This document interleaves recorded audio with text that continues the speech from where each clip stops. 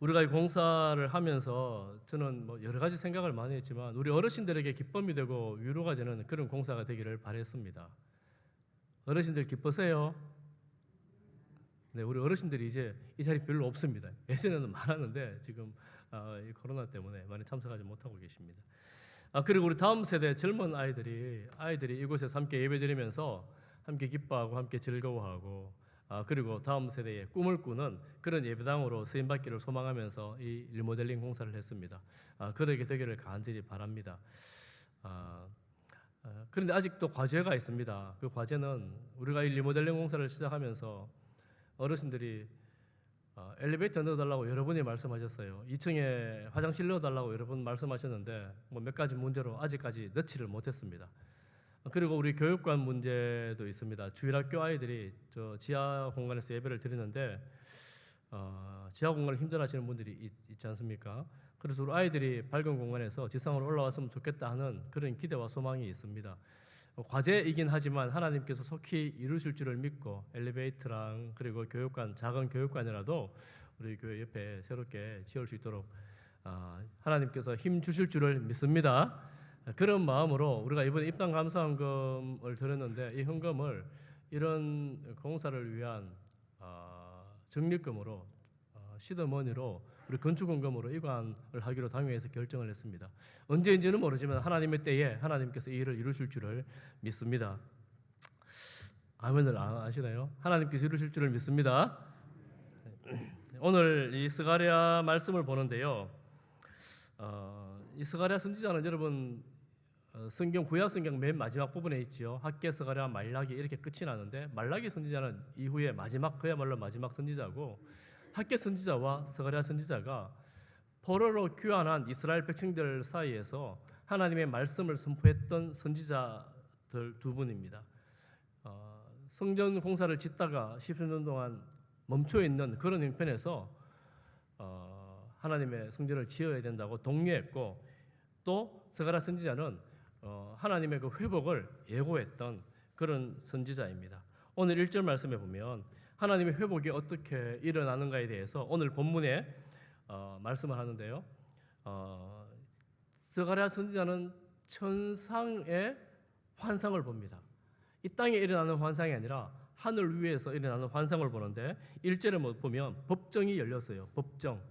천사들이 한켠에 있고 사탄이 한켠에 있고 사탄이 여호수아를 고발하고 하나님께서 재판하는 그런 내용입니다.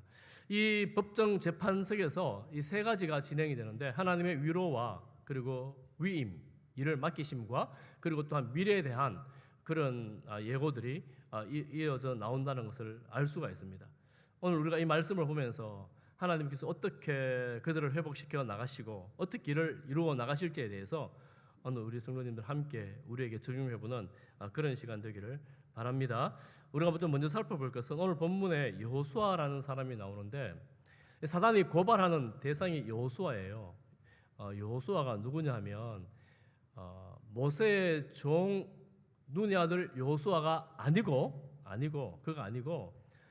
포로로 잡혀갈 때 대제사장이 여호사닥이라는 사람인데 그의 아들 그 당시 대제사장으로 유대 땅 예루살렘에 귀환했던 대제사장 여호수아입니다. 그 당시 대제사장이 여호수아였고 총독이 스룹바벨이었습니다. 3장에서는 여호수아에 대한 말씀, 4장에서는 스룹바벨에 대한 말씀이 조금 더 강조되어져 나오는 것을 볼 수가 있습니다.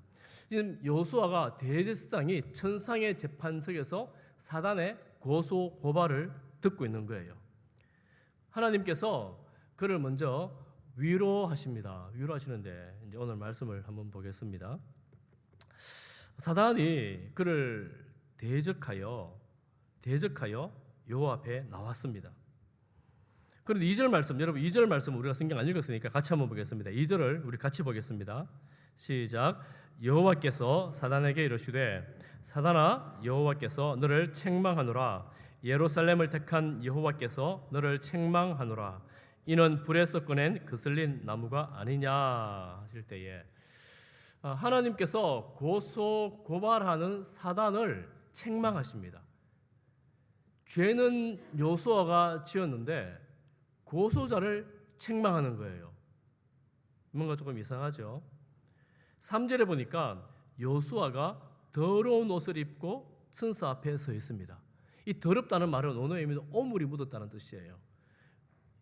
대제사장 여호수아가 어떻게 오물 묻은 옷으로 하나님 앞에 설 수가 있겠습니까? 그는 제사장의 옷을 입고 제사장의 직무를 감당해야 되는 거룩한 사람인데 오물을 입은 것처럼 죄 있는 삶, 더러운 삶으로 고소를 당하고 있는 겁니다. 무슨 죄를 지었길래 그런가? 그의 구체적인 죄는 나오지 않지만 성경 전후 문맥을 그 당시 상황을 고려해보면 알 수가 있습니다. 여호수아와 스룹바벨 백성들이 예루살렘 땅으로 돌아온 지가 10수년, 20년 가까이 되었습니다. 그들은 돌아올 때에 하나님께서 성전을 건축하라고, 재건하라고 여러 가지를 준비해 보내주셨는데 돌아오자마자 성전 지대를 놓고 기체로 쌓았지만 진행하지를 못했어요. 반대도 있었고 또 그 상황이 너무 힘들었어요. 꿈과 기대를 가지고 돌아왔지만 성전을 재건할 만한 힘이 없었어요. 능력이 없었습니다. 성전이 없으니까 제사장이 뭘 하겠어요? 성전에서 제사의 직무를 감당하고 사람들에게 말씀을 가르치고 사람들을 하나님 앞으로 이끌어내야 될 제사장인데 무기력하게, 무능하게 아무것도 할 수가 없었던 거예요. 좌절하고 낙심해서 슬픔에 빠진 그 세월들을 보내고 있었다는 거예요. 지금 한 10수년이 지난 그 정도라고 볼 수가 있는데 성전 재건이 그렇게 멈춰져 있던 겁니다. 사단이 그렇게 고발하지 않았겠어요? 하나님, 저 여호수아가 하나님 하라고 보내주신 일 하나도 안 하고 저 나자빠져 있어요. 지금 저렇게 아무것도 안 하고 있어요. 오물 묻은 것 같은 더러운 인생, 직무를 유기하고 무기력하고 좌절하고 낙심한 그 인생에 대해서 사단이 고발, 고소하고 있었다는 것을 우리가 알 수가 있습니다. 그런데 하나님은 뭐라고 말씀하십니까? 너를 책망하노라. 사단을 보고 말해요. 너를 책망하노라. 왜 너를 책망하느냐? 3절, 2절 하반줄에 그는 불에서 꺼낸 거슬린 나무가 아니냐. 하나님께서 여호수아를 보면서 지금 그가 마땅히 해야 될 직무를 감당하지 못하고 낙심하고 좌절하고 넘어져 있고 쓰러져 있는데 그가 왜 그렇게 했느냐? 그가 지금 불에서 거슬린 나무가 아니냐? 여러분, 이 장작불 타다가 다 타버리면 이 나무 쓸 데가 없잖아요. 재밖에 안 남잖아요. 그런데 재되기 전에 겨우 하나 거슬러낸 거예요. 이 나무를 꺼내는 거예요. 그 여호수아가 그렇게 아무짝에도 쓸모없는, 사용할 데도 없는 그런 나무 조각이 아니냐?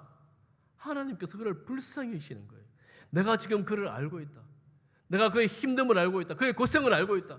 기대를 가지고 귀환하여 돌아왔지만 이 형편을 보니까 백성들 가난하고 백성들 낙심해 있고 돌아온 백성들이나 예루살렘에 있던 백성들이나 다 같이 힘이 없고 좌절해 있는 그런 백성들, 고생만 하고 있고 살아갈 여지가 없는 죽다 살아난 그런 백성들, 특히 끌려온 백성들, 돌아온 백성들은 끌려온 백성들이 아니라 희망을 가지고 돌아온 백성들은 바벨론에서 노예로 살던 사람들이었잖아요. 무슨 힘이 있겠습니까? 무슨 능력이 있겠습니까? 그런데 천상의 교회에서는 한량없는 위로가 흘러갑니다. 위로가 흘러갑니다. 무기력하고 좌절한 그들, 하나님께서 그들을 불쌍히 여기시고 하나님께서 버리지 않습니다. 할렐루야. 하나님은 우리가 인생에서 좌절하고 낙심하고 그것도 내가 잘못해서 내 죄 때문에 그렇다 할지라도 하나님은 버리지 않습니다. 하나님 앞에 나오기만 하면 있는 모습 그대로 하나님 우리를 받아주시는 분이십니다. 할렐루야. 찬송도 있잖아요. 내 모습 이대로 주 받아주소서. 날 위해 돌아가신 주 날 받아주소서. 하나님 우리 있는 모습 그대로 다 받아주십니다. 죄인은 죄인 모습 그대로, 무기력하면 무기력한 모습 그대로, 아프면 아픈 모습 그대로 다 받아주십니다. 여호수아는 포로로 끌려갔다 돌아온 이스라엘 백성들을 대표한다고 볼 수가 있습니다. 하나님은 그 포로로 끌려갔다 돌아온 무기력한 이스라엘 백성들 전부를 있는 모습 그대로 다 받아주시고 품어주신 거예요. 긍휼을 베풀어 주시는 겁니다. 하나님께서 그에게 어떤 긍휼을 베풀어 주시는가? 여러분 4절을 보십시오. 4절. 우리 4절을 같이 한번 보겠습니다. 4절 같이 봅니다. 시작. 여호와께서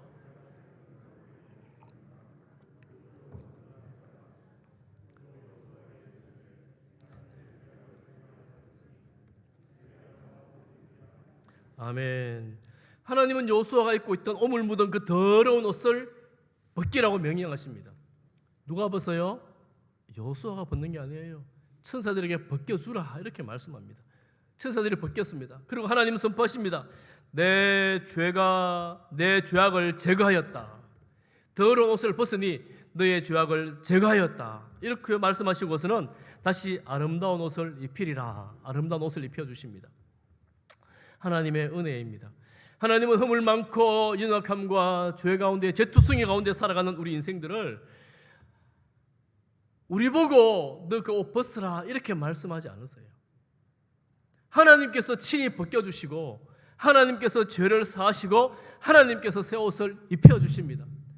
내가 하는 게 아니에요. 그 은혜가 바로 오늘날 우리 십자가의 은혜로 우리에게 완성되어져 있습니다. 우리가 예수 그리스도를 옷 입음으로 우리의 죄, 연약함, 허물, 모든 악한 것들 주님께서 다 가져다 주시고 부활하신 주님께서 예수 그리스도로 새 옷을 다 입혀주시니 우리가 여호수아처럼 왕같은 제사장이 되는 겁니다. 할렐루야. 우리의 신분이 새로워지는 거예요. 오물 묻은 입으로는 그 사역을 감당하지 못하잖아요. 새 생명을 주셔서 우리로 하여금 왕같은 제사장의 그 직무를 감당하게 하시는 거예요. 3장 7절에 보면 하나님께서 그 직무를 맡기십니다. 우리 7절을 함께 봅니다. 7절 같이 봅니다. 시작. 만군의 여호와의 말씀에 내가 만일 내 도를 행하며 내 구례를 지키면 내가 내 집을 다스릴 것이요 내 뜰을 지킬 것이며 내가 또 너로 여기 섰는 자들 가운데에 왕래하게 하리라. 하나님께서 이 여호수아를 깨끗한 거룩한 제사장의 옷을 아름다운 옷을 입히시고 나서 그를 정결하게 하셨고 죄 없다 하시면서 그에게 말씀하신 거예요. 다시 그에게 제사장 직무를 맡기시는 겁니다. 어떻게 맡기십니까? 내 도를 행하며 내 규례를 지키라 이렇게 말씀하시죠. 이 기독교의 놀라운 진리 가운데 한 가지를 제가 다시 말씀을 드립니다. 제가 여러 차례 말씀드렸는데요. 우리가 선하여지고 우리가 아름다워지는 것, 세상 사람들은 내가 선을 행하고 내가 좋은 일을 행해야지 그것이 나의 구원의 조건이 된다고 생각합니다. 그래서 선을 행하고 도를 닦고 그리고 남들보다 다른 삶을 살려고 무죽이나 애를 씁니다. 그렇지만 얼마만큼의 선을 쌓아야지 그 선이 나를 구원할까요? 내가 얼마만큼 선하게 살아야지 그 선이 나를 구원할까요? 나를 구원하는 능력은 내게 있지 않습니다. 나를 구원하는 능력은 오직 예수 그리스도의 십자가 부활의 능력에 있습니다. 할렐루야. 우리는 그 능력으로 살아가는 사람들이에요. 그러면 우리는 하나님 말씀 듣지 않아도 되는가? 그렇지 않습니다. 우리가 하나님의 백성, 예수님을 믿음으로 하나님의 자녀가 되었기에 자녀된 백성으로서 하나님의 말씀을 마땅히 지키는 거예요. 마땅한 도리예요. 내가 구원받았으니 마음대로 살아야지. 그런 사람들은 하나님의 구원의 도리를 모르는 사람이에요. 내가 구원받았으니 하나님의 말씀을 지켜야지. 이렇게 살아가는 사람들이 하나님의 백성으로서의 삶을 살아가는 것입니다. 지금 하나님은 여호수아를 정결하게 하시고 깨끗하게 하시고 새 옷을 입히셔서 제사장의 직무를 맡기시면서 그들을 특별한 언어로 불러주십니다. 여러분 8절 한번 보십시오. 8절을 같이 봅니다. 시작. 대제사장 여호수아야, 너와 내 앞에 앉은 내 동료들은 내 말을 들을 것이니라. 이들은 예표의 사람들이라. 내가 내 종 삭을 나게 하리라. 뭐라고 불러주십니까? 예표의 사람. 지금 그 법정에 여호수아 대제사장만 있는 게 아니에요. 그의 동료들과 함께 그 법정에 있습니다. 그리고 하나님은 말씀하십니다. 내 말 들으라. 그러면서 이들이 예표의 사람들이다. 이 예표라는 것은 성경이 많이 나오는 단어는 아닌데 신학적으로는 모형이라는 말을 쓰는데요. 이런 뜻입니다. 앞으로 일어날 일에 대한 표시, 사인 이렇게도 볼 수가 있습니다. 표징이라고 말하기도 하죠. 우리가 그래서 모형론이라는 말을 쓰는데 거의 대부분 예수님께 대하여 적용된 말입니다. 오늘 이 본문에 나오는 내 종 삭 순 세 순을 말하는데 세 순을 나게 할 것이다. 예수님을 말하는 것입니다. 9절 말씀에 한 돌, 7눈이 있을 한 돌, 예수님을 말씀하신 완전함을 말씀하십니다. 이 요수아, 정결하게 된 요수아와 그의 동료들이 바로 예수 그리스도를 먼저 보여주는 예표의 사람들이다 하는 것입니다. 그 백성들은 그 당시 상황에 들어가 보면 정말 무기력하고 무능해요. 할 수 있는 게 아무것도 없습니다. 그런데 그들 낙심한 그들, 야, 이제 우리가 이렇게 끝나는구나. 내 인생, 우리 민족, 포로에서 귀환에 돌아온들 또 아무것도 할 수 있는 게 없는데 뭘 어떻게 살란 말인가. 이렇게 낙심하고 좌절할 인생들에게 주님 말씀하시는 거죠. 너희들이 그렇게 끝날 인생이 아니야. 너희 민족이 그렇게 사라져버릴 민족이 아니야. 너희들이 예표의 사람들이야. 어떤 예표? 메시아가 다시 와서 너희들을 구원할, 너희 하나님 나라를 세울, 그것을 너희들이 예표하는 사람들이야. 예수님 메시아가 다시 오실 것이라고 이들을 예표자로 세우신 거예요. 이 말씀은 그들에게 회복과 희망찬 예언의 말씀입니다. 저는 입당 감사 예배를 드리는 우리 모든 성도님들이 하나님께서 세우시는 예표의 사람들로 세워지기를 축복합니다. 우리가 예표의 사람들이에요.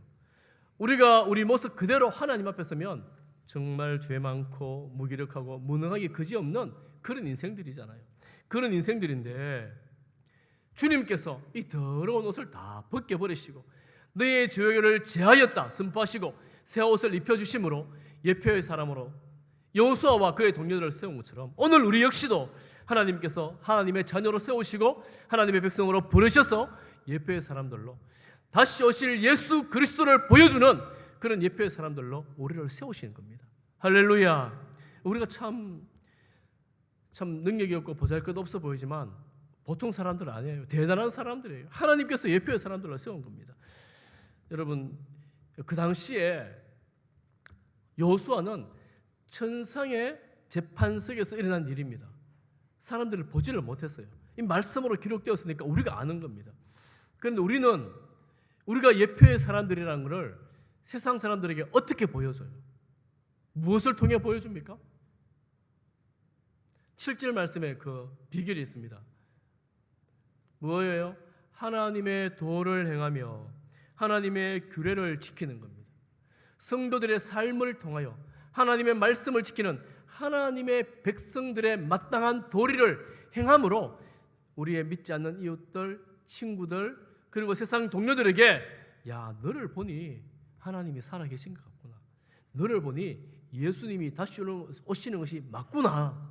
그렇게 힘들고 좌절 가운데 어떻게 웃으며 살아가니? 그렇게 비참한 인생인데 어떻게 힘을 내서 그렇게 살아가니? 무슨 힘으로 살아가니?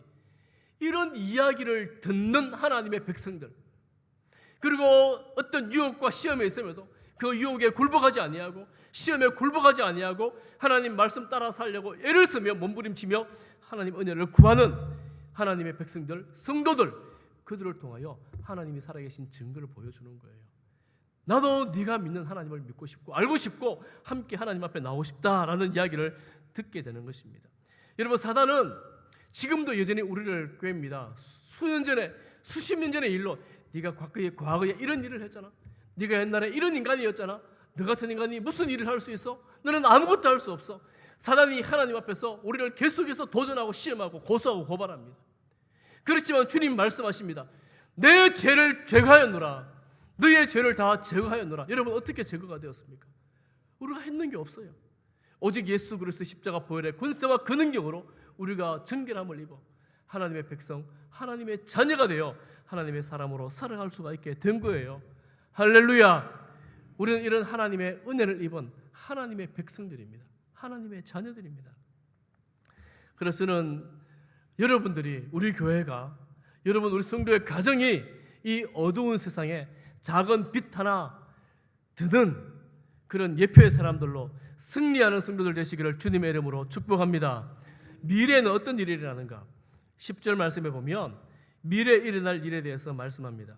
10절을 우리 같이 보겠습니다. 10절 시작. 만군의 여호와가 말하노라. 그날에 너희가 각각 포도나무와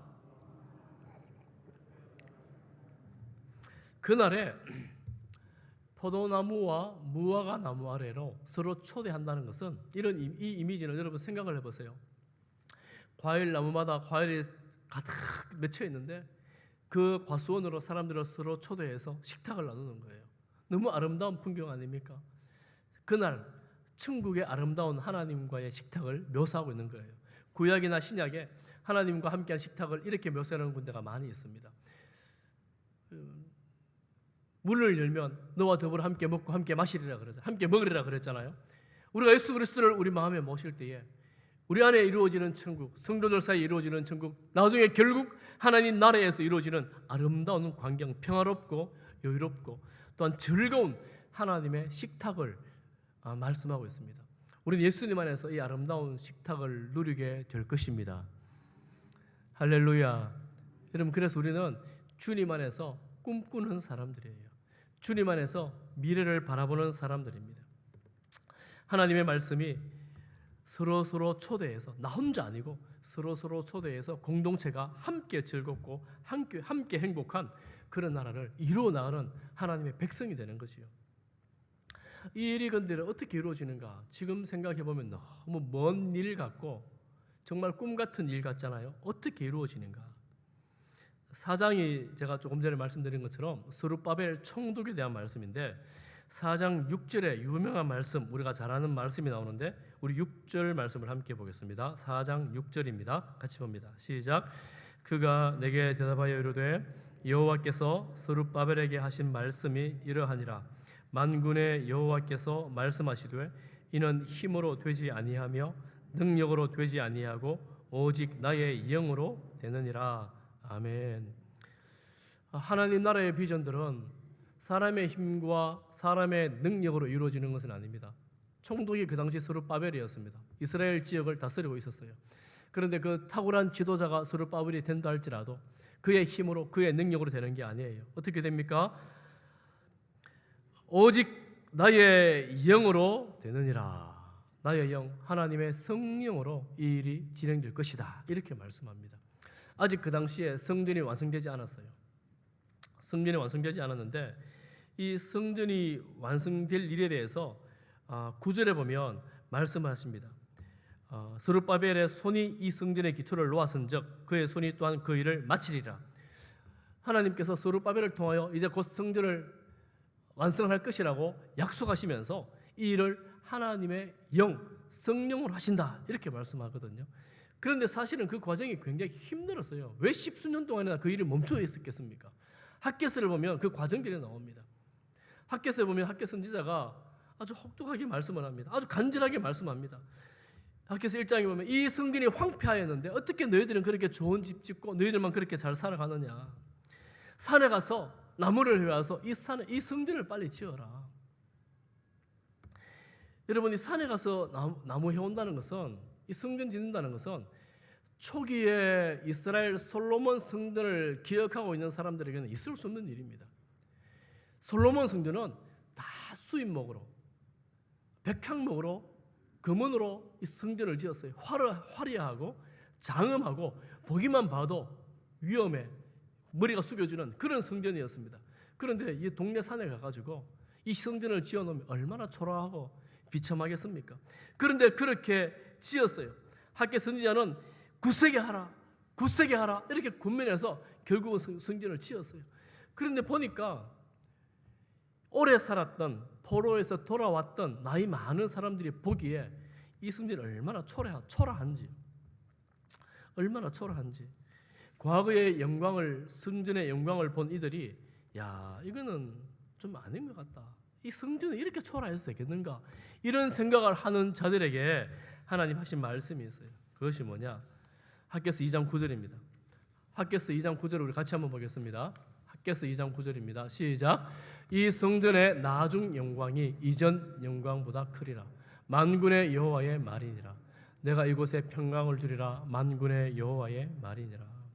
하나님의 관심은 세상의 화려함이나 세상의 숫자나 세상의 장엄함이나 그런 규모에 있지 않습니다.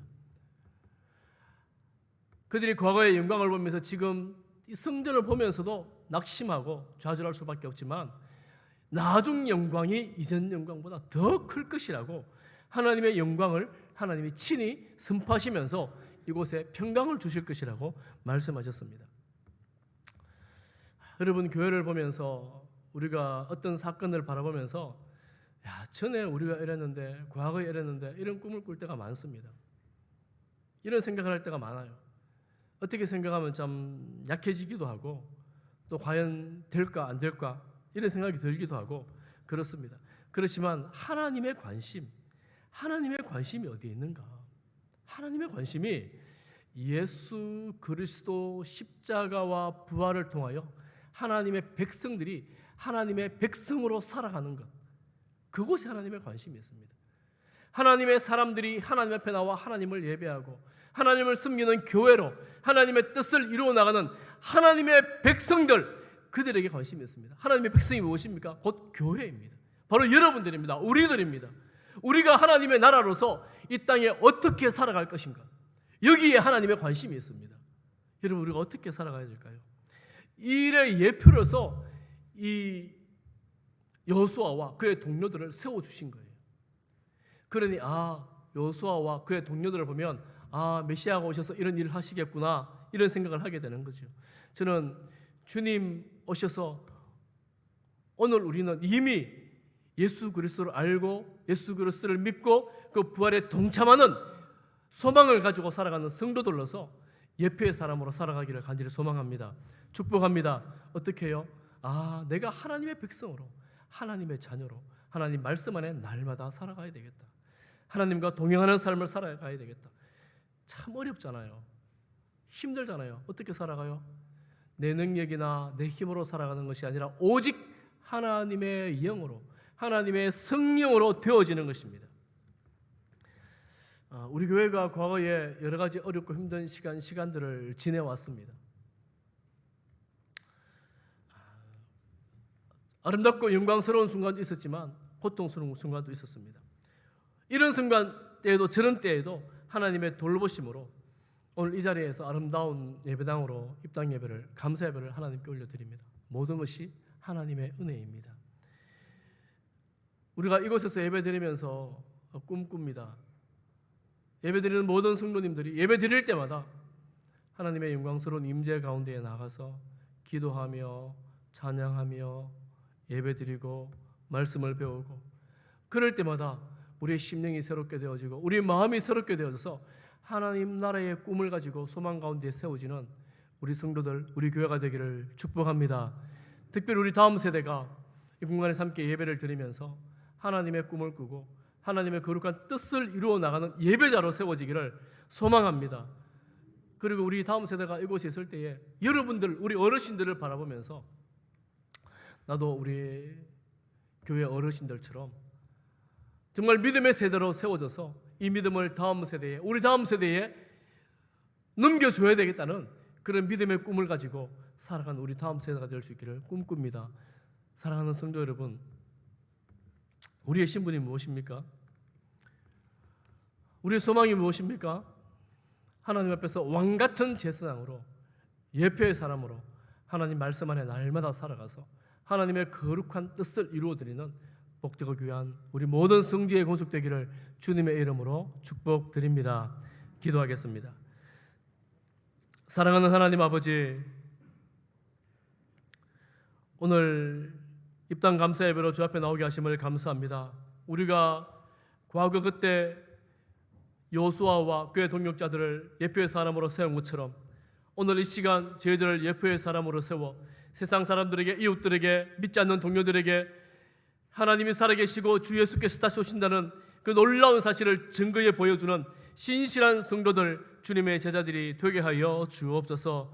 우리 교회를 통하여 하나님의 영광에 나타나게 하시고 예배를 드릴 때마다 아버지, 이곳에서 예배를 드리는 모든 성도들에게 하나님의 놀라운 임재 가운데에 기쁨과 감사가 넘치는 예배자로 세워지게 하여 주옵소서. 예수님 이름으로 기도하옵나이다. 아멘.